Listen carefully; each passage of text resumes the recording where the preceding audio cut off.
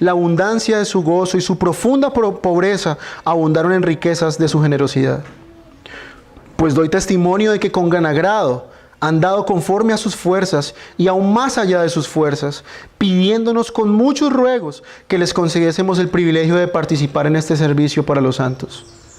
Y no como lo esperábamos, sino que asimismo se dieron primeramente al Señor y luego a nosotros por la voluntad de Dios. De manera que exhortamos a Tito, para que tal como comenzó antes, asimismo acabe también entre vosotros esta obra de gracia.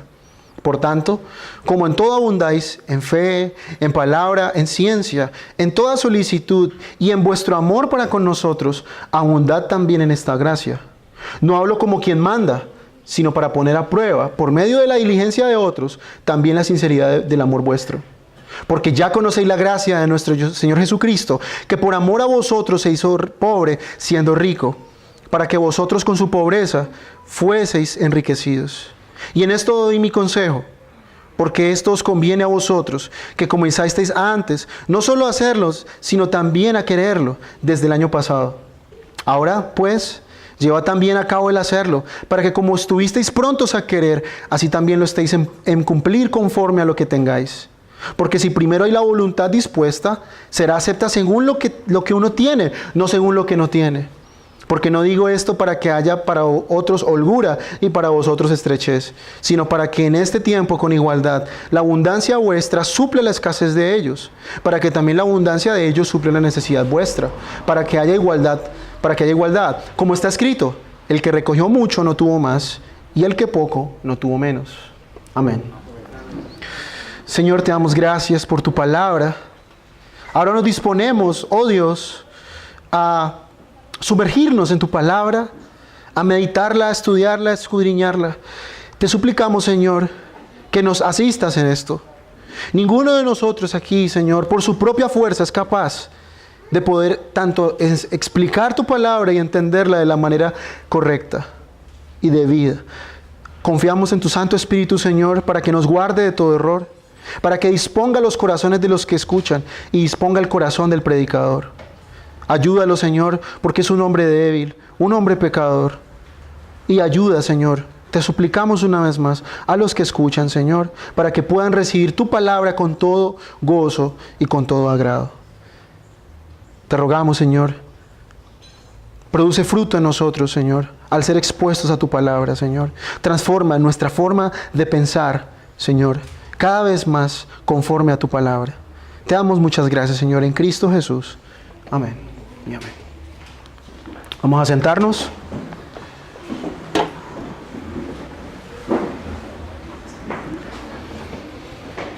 Hemos iniciado, hermanos, en esta mañana una corta serie, más o menos calculo yo unos 4 sermones, acerca de un tema, hermanos, que yo sé que es controversial, pero aunque ustedes no lo crean, para los hermanos que llevan menos tiempo en esta iglesia local, jamás desde el púlpito se ha hablado del tema del dar. Así que cuando hablamos de este tema, hermanos, estamos hablando de algo que jamás se ha tocado desde el púlpito. Ahora, ¿por qué lo hacemos, hermanos? ¿Por qué es necesario nosotros también hablar del dar? Para muchas personas, lastimosamente, el dar se convierte en un tema tabú una vez que ellos entienden el evangelio bíblico o vienen a una iglesia reformada. Muchas personas tienen la actitud o creen que porque en este tipo de iglesias no se habla todo el tiempo, es más, casi nunca se habla de dar, entonces los creyentes no están en cierta manera o no tienen de cierta manera el deber de aportar a la iglesia. Algunas personas salen, y yo entiendo esto porque lo viví en carne propia, salen de este extremo en que les sacaban de todo, les pedían de todo y todo el tema era dar, y se van al otro extremo en que nunca se habla del dar y ellos pues creen que esto no es necesario o que esto simplemente es dejado a la prudencia simplemente de las personas. Así que, hermanos, en sí, en esta mañana no estaremos hablando de dinero ni siquiera. Si ustedes ven el capítulo 8 y 9 de 2 de Corintios, Pablo ni siquiera menciona la palabra dinero. Realmente de lo que vamos a hablar en esta mañana es del dar, no del dinero. de nuestra actitud bíblica con respecto a dar. Y yo sé que es un tema complicado, hermanos, pero debemos abordarlo desde la perspectiva de las Escrituras. ¿Qué hablan las Escrituras acerca del dar del creyente? ¿Qué realmente las Escrituras nos enseñan con respecto al uso de nuestros recursos económicos? ¿Qué es lo que la Escritura realmente nos plantea acerca del hecho de nosotros compartir lo que tenemos con otras personas? Ahora, hermanos, quiero hacer una salvedad aquí. No lo estoy enseñando porque sea diciembre y porque este sea el mes de la prima, ¿cierto? Esto no lo hacemos, y hermano, el Señor sabe que así es. Esto no lo hacemos para que ustedes den más, hermanos, ¿cierto? No lo hacemos para eso. No lo hago, hermanos, para que yo me beneficie, porque un tema como este suena como que el pastor está picando leña para su propia finca, ¿cierto? Él está enseñando esto porque él quiere tener más dinero. No, hermanos, tampoco es mi interés. No lo hago por eso. Sino, hermanos, lo hago porque es un tema que considero que es realmente necesario y porque este tema está en las Escrituras, donde nosotros consideramos que se encuentra todo el consejo de Dios. Así que el área del dar es algo que hace también parte igual de nuestra vida espiritual, hermanos. La forma en que nosotros manejamos el dinero, la forma en que nosotros vemos el dinero, la forma en que nosotros administramos el dinero, la forma en que gastamos el dinero, habla mucho de nuestra cosmovisión, es decir, de la forma en que nosotros concebimos el mundo. Hermanos, todas las áreas de la vida humana, incluso el dinero, están conectadas con la forma en que nosotros pensamos. Así que las finanzas, el dinero, el dar, no se escapa de esta cosmovisión cristiana, ¿cierto? Ahora, hermanos, como vamos a hablar del dar y vamos a usar algunos textos, y no solamente hoy, los próximos domingos, por favor, no quiero que se asusten con las cosas que voy a decir. Va a sonar a evangelio de la prosperidad, lo sé, pero hermanos, déjenme decirle que el hecho de que los maestros de la prosperidad hayan secuestrado algunos de estos versículos que veremos aquí no quiere decir que muchas de las cosas que ellos dicen no sean verdad. Hay que recordar que los maestros de la prosperidad usan textos bíblicos y algunas veces ellos dicen cosas que son ciertas y el resto de las veces dicen puras mentiras. Así que hay palabras acá, hay frases que le van a sonar muy similares a lo que oíamos en el carismatismo. Así que les voy a pedir que por favor no se me asusten, ¿cierto? Porque están en la Escritura, están en la Biblia, ¿cierto? No tenemos la culpa que estos hombres tuerzan la Biblia, todo el tiempo estén usando estos versículos y hablando de cierta manera para hablar de dar y hablar de dinero, ¿cierto? Así que por favor no se me van a asustar, ¿cierto? Yo sé que algunos hermanos también no hablan de este asunto porque les da miedo que las personas puedan caer en estos mismos prejuicios. Ahora, por eso esperamos 6 largos años para hablar de este tema por primera vez, ¿cierto? Los hermanos más antiguos ya tienen la suficiente madurez para entender este tema, y a los hermanos más nuevos que han salido de este contexto carismático, les ruego por favor paciencia y dejemos que la Escritura sea ella la que nos hable y nos explique realmente lo que significa el dar. Así que lo que veremos aquí en esta mañana en estos textos realmente será lo que nosotros consideramos que es lo que Pablo dice, no lo que el pastor quiere que diga el texto, ¿cierto? Así que por eso quería hacer esa salvedad, hermanos. Habrán frases, habrán conceptos que serán muy similares a los que dicen hombres impíos y pecadores que están enseñando el evangelio de la prosperidad, ¿cierto? Pero recordemos una vez más, hermanos, que a pesar de los disparates de estos hombres, en muchas ocasiones ellos dicen cosas que son ciertas, ¿cierto? No en los excesos, sino cuando citan las Escrituras. Entonces, cuando hablamos de Segunda de Corintios en sí, en este libro, hermanos, es un libro muy desconocido por la mayoría de los creyentes. La mayoría de los cristianos no conoce Segunda de Corintios. Si yo le preguntara a alguno de ustedes aquí, ¿cuál es el tema principal de Segunda de Corintios? Yo creo que casi ninguno me podría contestar a esa pregunta. Cuando venimos al capítulo 8 y 9 del libro de Segunda de Corintios, estamos entrando en una sección donde Pablo está exhortando a los corintios acerca del dar cristiano. Y en un contexto más amplio, Segunda de Corintios es una carta en la que Pablo está tratando de defender su apostolado. Los corintios, al ser una iglesia muy madura, y eso lo vemos en la primera carta, tenían problemas en la cena, ya lo examinamos en los capítulos 10 y 11, en los domingos pasados, habían divisiones entre ellos, habían problemas entre ellos, habían inclusive una segregación social, había un problema entre ellos, entre ricos y pobres. Era una iglesia todavía muy inmadura. Así que después de esto, vinieron falsos maestros vestidos de apóstoles, haciéndoles creer a los corintios que Pablo no era un verdadero apóstol. Pero ustedes pueden notar que Pablo dice que en él lleva las marcas de un apóstol verdadero. Y las marcas de un apóstol verdadero, nos dice Pablo, es básicamente el sufrimiento. Pablo ha tenido que sufrir demasiado por la extensión y la predicación del evangelio. Ustedes pueden ver ahí, no recuerdo exactamente el capítulo, acá en 2 de Corintios, Pablo dice y da toda una lista de los sufrimientos que él ha tenido. Ha sido azotado, ha sido robado, ha naufragado, ha hecho una cantidad de cosas, ha sufrido de los falsos hermanos. Y Pablo está básicamente tratando de demostrar que él es un verdadero apóstol. Él está tratando de defender su apostolado. Así que en este capítulo 8 y 9, Pablo quiere y habla básicamente en contra de algunos pecados que son muy comunes en nosotros. Fueron comunes para los corintios, son comunes para nosotros. Por ejemplo, la tacañería, la avaricia, el dar a regañadientes, el derrochar, el dar de una forma descuidada. Todo este tipo de pecados y errores a la hora del dar quieren ser corregidos por el apóstol Pablo. Así que en estos 15 versículos, que parecen muchos, pero vamos a tratar de poder estudiarlos en esta mañana, vamos a ver cómo el apóstol quiere trazar un argumento claro para que los corintios puedan dar de una forma bíblica. Así que, hermanos, por extensión nosotros en esta mañana esperamos en el Señor poder entender este pasaje para poder nosotros dar de una manera bíblica. Vuelvo y repito, no estoy diciendo esto para que ustedes den más, sino para que den bíblicamente, hermanos. Es más, Pablo, como veremos más adelante, en el capítulo 9 habla de un dador alegre, ¿cierto? Y lo más sorprendente en estos dos capítulos, y ustedes los pueden leer en su casa, es que Pablo ni siquiera menciona la palabra dinero. Por ningún lado. No vamos a hablar de dinero, hermanos. Vamos a hablar acerca de dar. Y miren ustedes cómo comienza Pablo, capítulo 8, versículo 1. Asimismo, hermanos, os hacemos saber la gracia de Dios que ha sido dada a las iglesias de Macedonia. Cuando venimos a este capítulo en específico, Pablo nos habla de unas iglesias que son del área de Macedonia. Macedonia es más o menos una parte en el sur de los Balcanes, en Europa.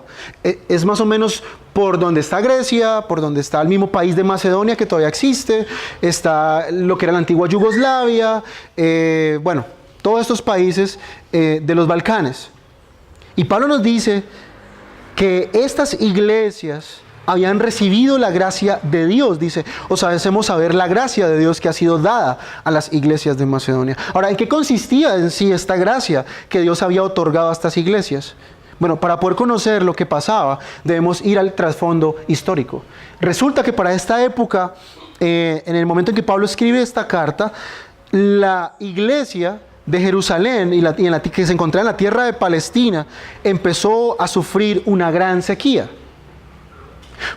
Muchos de nosotros, hermanos, hemos experimentado lo que es una sequía, otros no, ¿cierto? Más o menos, por ejemplo, en el año 2015, hace 2 años, el país sufrió una grande fenómeno del Niño, ¿cierto? Y me acuerdo que en los noticieros, todos trágicos como siempre, exagerando, mintiendo, decían que el río Magdalena simplemente era un riachuelo. Y siempre pintaban los noticieros en esa época, me acuerdo hace 2 años, pareciera que nunca más fuera a llover, ¿cierto? Como que de ahora en adelante no iba a llover más en el mundo, entonces nos íbamos a morir de sed. Pero obviamente no ocurrió así. Y estábamos soportando grandes calores, el precio de algunos alimentos subieron y bueno, eso fue lo que sufrimos nosotros de esa sequía que ocurrió en el 2015 con el fenómeno del Niño. Pero en Corinto, pero más específicamente en Palestina, hubo una grande sequía. Hubo un gran tiempo. Algunos dicen que probablemente fue profetizado por el profeta Ágabo en el libro de Hechos, que habría una gran hambruna y muchos cristianos en Jerusalén, hermanos, no tenían que comer. Había una gran necesidad de alimentos para estos hermanos en Jerusalén debido a esta gran hambruna. Así que cuando la noticia llegó a Pablo, él decidió contar con la ayuda de las iglesias gentiles que estaban fuera de Palestina para enviar una ayuda económica a los cristianos judíos que se encontraban en Jerusalén. Y Pablo, como es un apóstol y es un hombre muy peculiar, él pensó que sería una gran, maravillosa idea, ¿cierto?, pedirle también a los corintios que participaran de esta ofrenda o de esta colecta para estos hermanos en Jerusalén. Sería una preciosa oportunidad para que el cuerpo de Cristo expresara su unidad, ¿cierto? Y esa pared que existía entre judíos y gentiles, realmente se demostrara que no existía más a las iglesias gentiles dar y aportar para la iglesia de la necesidad que había en Jerusalén. Así que Pablo menciona allí a las iglesias de Macedonia. ¿Cuáles iglesias son las de Macedonia? La iglesia en Filipos, la iglesia en Tesalónica y la iglesia en Berea. Y lo que ustedes ven aquí, hermanos, la respuesta de estos hermanos es tremenda. Es tanto así que Pablo, en primer lugar, coloca como ejemplo a estas iglesias de Macedonia. Dice, versículo 2, que en gran prueba de tribulación, la abundancia de su gozo y su profunda pobreza abundaron en riquezas de su generosidad. Pablo está hablando aquí y nos muestra que la respuesta de la iglesia de Macedonia fue un ejemplo maravilloso de la verdadera forma o el verdadero entendimiento del dar. Por eso me alegro de haber venido a estos capítulos, hermanos. No porque vamos a hablar de plata ni de dar en sí, sino realmente lo que se esconde detrás de un corazón que da, y es la generosidad de estos hermanos. Muchos de estos hermanos en Macedonia dieron, como veremos más adelante, con la actitud correcta. Ahora, esto, hermanos, es algo que nosotros debemos examinar. Muchas personas hoy en las iglesias, bueno, eso para nosotros es evidente, dan por razones equivocadas. Unos dan por razones y motivaciones erradas y otros dan o no dan nada, ¿cierto? Por eso, tanto los que no dan como los que dan de una forma equivocada necesitan desesperadamente una enseñanza clara, una directriz clara de la Biblia acerca del dar. Así que el apóstol nos habla de estos hermanos en Macedonia, un ejemplo de estos hermanos. Ahora, hermanos, la motivación número 1 que se nos muestra en este texto. En primer lugar, ¿qué es lo que realmente motiva a una persona a desprenderse de sus bienes materiales y compartirlo con otra persona? Pablo nos dice en el versículo 1, la gracia de Dios. La bondad de Dios hacia un creyente. El hecho de que una persona experimente el Evangelio de Cristo hace que estas personas, en respuesta a este experimentar la gracia de Dios en Cristo, estén dispuestos a dar. Eso es lo que Pablo nos está diciendo. Gracia le había sido dada a estos hermanos en Macedonia. Habían conocido el Evangelio por medio de la predicación del apóstol Pablo. Ustedes pueden ver ahí en el libro de Hechos cómo nació la iglesia de Filipos, cómo nació la iglesia de Tesalónica y cómo los bereanos, ¿cierto? También esta iglesia nació gracias al hecho de que Pablo predicaba y ellos examinaban con las escrituras si lo que Pablo decía era cierto.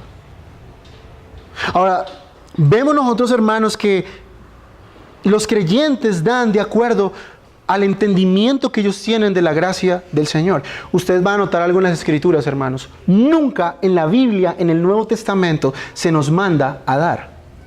Nunca. Búsqueme un solo versículo en las escrituras en el Nuevo Testamento donde se nos imponga como una obligación el dar para los gastos de la iglesia. ¿Dónde dice eso? En ningún lugar. Más bien Pablo expresa aquí que el hecho de dar es un privilegio para los creyentes.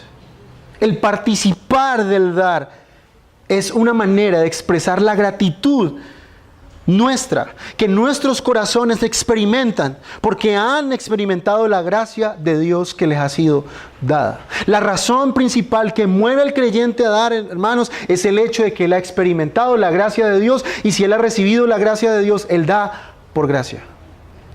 Pensemos en un momento, hermanos, en la fuente primaria de nuestras fuerzas. Puede que haya una persona aquí en esta mañana que diga, eso que usted está diciendo es puras mentiras. Yo no debo nada a nadie. Yo me puedo levantar por la mañana e ir a trabajar y qué cuento de Dios ni qué cuento de nada. Bueno, pensemos en un momento. ¿No es Dios quien provee las fuerzas para poder trabajar? ¿No es Dios el que provee en cierta manera, de manera primaria, un empleo, un puesto de trabajo? Ya sea que seamos empleados o seamos dueños. El Señor no ha demostrado su cuidado hacia nosotros en el hecho de que tenemos todo lo que necesitamos. Ahora, hermanos, Dios no tiene razones para darnos lo que nos da. Nada, la Escritura en ningún lado plantea que Dios esté obligado en darle a los hombres algo. Hemos cantado hace 8 días Romanos 11, 33. ¿Y qué dice el texto? ¿Y quién le dio a Dios primero para que le fuese recompensado? Ninguno de los que estamos aquí, hermanos, le hemos dado algo a Dios para que Él esté obligado en sí a darnos algo. Todo lo que tenemos, desde un plato de comida hasta una casa, es por la bondad de su gracia, es por la misericordia de Dios. Si alguno aquí cree que por su propia inteligencia o por su propia astucia o su propia fuerza tiene lo que tiene, entonces no tiene ninguna razón realmente para agradecer a Dios. ¿Y por qué no tiene ninguna razón para agradecer a Dios? Bueno, porque esa persona se cree a sí mismo Dios. Debía agradecerse a sí mismo entonces. Ahora, por otro lado, hermanos, hay personas que tienen un montón de razones que les mueven a dar. Por ejemplo, en las iglesias constituidas con personería jurídica, eso me lo contó el pastor Gabriel, al final del año, los hermanos que tienen empresas o que tienen que pagar muchos impuestos, si ellos lo desean así, lo necesitan, pueden ir a la iglesia a final de año y decirle al contador o decirle a la persona encargada que por favor le dé un documento que conste que él dio una cantidad de dinero durante todo el año.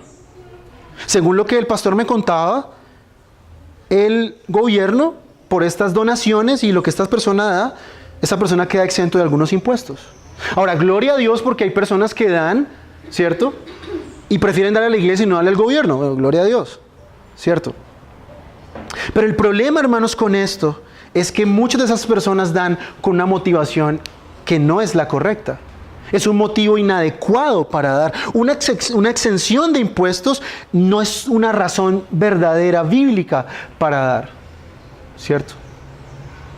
Entonces, algunos hermanos dan solo por el hecho de que reciben un beneficio de la iglesia para una exención de impuestos.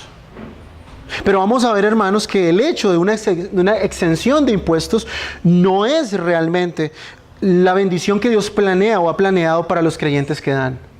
Es algo que va mucho más allá de una exención de impuestos. Otros dan con otra motivación. Algunos dan para ganarse la reputación de que son personas generosas. Esas personas llaman la atención, ¿cierto?, a los demás y hablan de lo que ellos dan y cuánto dan y cuántas cosas aportan a la iglesia. Hermanos, en la Escritura vemos un claro ejemplo de dos personas que tenían un deseo de dar y al final Dios los mató a los dos. La historia de Ananías y Zafira. Vemos a estas personas que probablemente querían dar a la iglesia, ellos prometieron una propiedad y se enteraron las demás personas que ellos iban a una propiedad, pero al final realmente su motivación no era darlo todo completo, sino dar una parte y la otra quedarse con ellos. En realidad ellos no dieron con una motivación correcta. ¿Y qué pasó? Dice Pedro allí que ellos mintieron al Espíritu Santo. Este tipo de dar hipócrita hizo que el Espíritu Santo en cierta manera disciplinara a estas personas. Yo estoy profundamente convencido de que ellos eran creyentes y que el Señor los disciplinó de esta manera. Y este dar hipócrita hizo que la iglesia primitiva en el libro de los Hechos fuera profundamente conmovida acerca del hecho de lo serio que es el dar. Así que, hermanos, para Dios es supremamente importante. Dios está preocupado, hermanos, no por la cantidad de dinero que uno dé, sino por las motivaciones que hay detrás de esa cantidad de dinero. La cantidad será determinada por los motivos, hermanos. Eso es irrelevante, ¿cierto? Hay gente, hermanos, que quiere ganar méritos con Dios. Hay gente que cree que dando dinero, Dios los va a tener en cuenta a ellos para algo.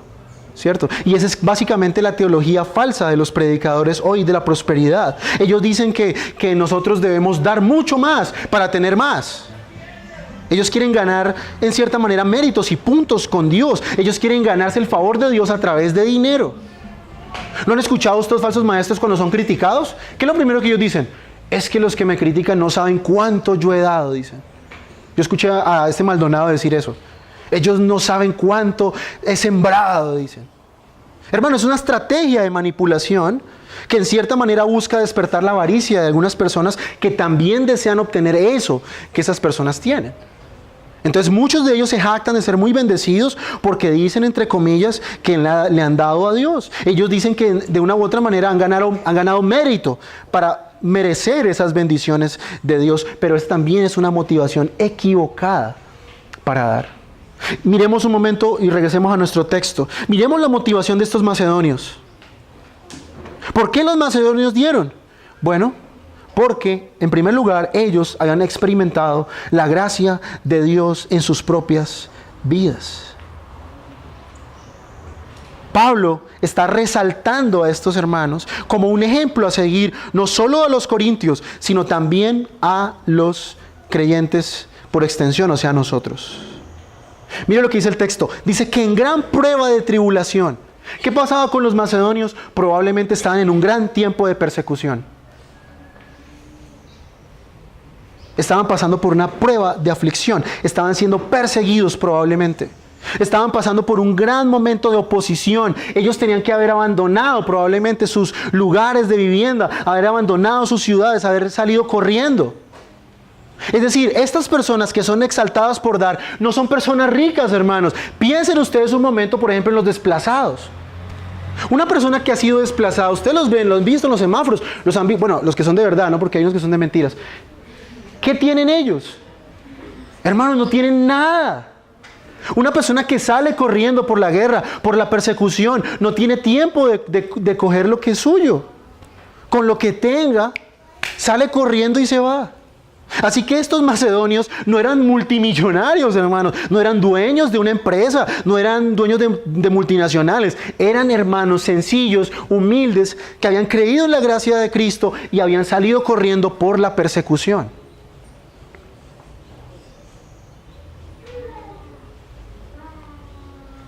Una persona en un momento de persecución toma lo que puede y sale corriendo. Coge 2, 3 buzos, pantalón, a toda. No hay tiempo de más. Dicen que en gran prueba de tribulación, la abundancia de su gozo y profunda pobreza abundaron en riquezas de su generosidad. En segundo lugar, se nos resalta aquí, hermanos, el gran gozo que estos hermanos tenían, pero también su profunda pobreza. Notemos una vez más, estos hermanos que son ejemplo de dar, no son hermanos ricos. Y aquí el texto dice profunda pobreza, en el original dice extrema pobreza. Eran hermanos supremamente pobres por causa de la persecución. Es decir, ellos tenían toda la excusa para no dar. Pablo, pero mira, es que estamos aquí en una persecución, ¿cómo nos vas a venir a pedir a nosotros que demos un aporte para la iglesia de Jerusalén? Más bien, díganle a los de Jerusalén que nos manden a nosotros porque estamos mal aquí. Ellos tenían la excusa perfecta. Probablemente muchos de ellos estaban inclusive a punto de morir de hambre. Pero ellos habían sido tocados por la gracia de Dios, habían experimentado el Evangelio. Y en lugar de esto ser una causa para no dar, se convirtió en una causa adicional para dar. Ellos entendieron lo que la gente siente cuando está en una profunda pobreza. Ellos se podían identificar perfectamente con los de Jerusalén, porque tampoco tenían mucho que comer. Ellos vivían de primera mano lo que era pasar necesidades. Pero mire que el texto nos dice que ellos habían sido tan profundamente movidos a dar, que en medio de su pobreza, dice Pablo, abundaron en riqueza de su generosidad. Ellos en medio de su pobreza quisieron ser generosos. Ellos habían sido bendecidos por el Evangelio. Ellos querían dar. Y mira lo que dice el versículo 3. Porque conforme a sus fuerzas, yo testifico. Pablo había sido testigo de esto. y aún más allá de sus fuerzas, han dado voluntariamente. Y noten ustedes el lenguaje que usa el apóstol aquí, conforme a sus fuerzas. ¿Qué fuerzas podían tener unas personas que estaban siendo perseguidas y que estaban pobres? Podemos traducirlo como de acuerdo a sus posibilidades. Y aún más allá de sus posibilidades, han dado voluntariamente. Ahora pensemos, hermano, en lo que está aquí en este texto. Personas que se encuentran en extrema pobreza o en persecución, de manera que podemos pensar que no tienen nada para dar. Pero hermanos, noten ustedes esto: dieron más allá de sus fuerzas. Versículo 4: pidiéndonos con muchos ruegos. Eso es increíble, hermano. Pidiéndonos con muchos ruegos que aceptáramos la dádiva. Hermano, piensa en lo siguiente. Imagínese una persona que no tiene nada que dar, que tiene muy poco en sus bienes y quiere ayudar a otra persona. ¿Cuál creen ustedes que será la reacción de uno al ver a una persona que está en extrema necesidad darnos lo que tiene en sus posibilidades y nos comparte? Lo primero que podemos decir nosotros es: oye, no te preocupes, tranquilo. Sabemos que estás muy mal. Pero estos hermanos de Macedonia le rogaron al apóstol Pablo que ellos querían participar. Dice que aceptáramos la dádiva y participación en el servicio para los santos. Llama la atención la palabra participación, porque es la misma palabra que usamos la vez pasada para hablar de comunión. Es la palabra koinonía. Pablo la utiliza en este contexto para hablar del compartir los bienes materiales con otros hermanos. Noten ustedes que la koinonía no es solamente el hecho de sentarnos un domingo en la tarde a hablar de muchas cosas, de la escritura, preguntas van teológicas y compartir el almuerzo. Para Pablo en este contexto la comunión también tiene que ver con el servicio a hermanos necesitados.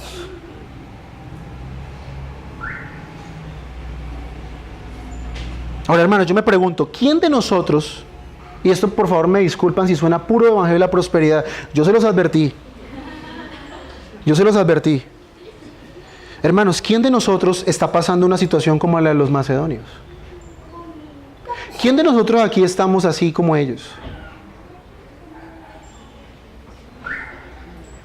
Mire que una situación tan dura como esta ni siquiera es excusa, para ellos fue de dar. Vuelvo y repito, el deseo mío, hermano, no es que este cajón se llene de billetes. Eso es irrelevante. Lo que queremos y lo que yo quiero con esta mañana es podamos entender bíblicamente lo que es dar. Porque no se trata solamente, como ustedes ven aquí, de dar a la iglesia, es dar a otros hermanos también en necesidad. Ahora, ¿qué aprendemos de estos primeros versículos? La situación económica no es una excusa para no dar. ¿Por qué? Los macedonios son prueba de esto. En medio de su profunda pobreza, en medio de su escasez, conforme a sus fuerzas, yo doy testimonio, dice Pablo, dieron más allá de lo que podían dar. Y lo dieron voluntariamente. Voluntariamente. Recordemos que la escritura en el Nuevo Testamento nunca obliga a los creyentes a dar a la fuerza. Siempre es voluntariamente. ¿Qué tanto? Versículo 4. Pidiéndonos con muchos ruegos que aceptáramos la dádiva y la participación en el servicio de los santos. Hermanos, a estos creyentes, y vuelvo y repito, esto suena a evangelio de la prosperidad, pero no me importa. A estos creyentes les costó dar, hermanos. Dieron algo de lo que les costaba. Qué fácil es dar para nosotros cuando tenemos mucho. Es fácil, ¿cierto? Pero cuando tenemos poco,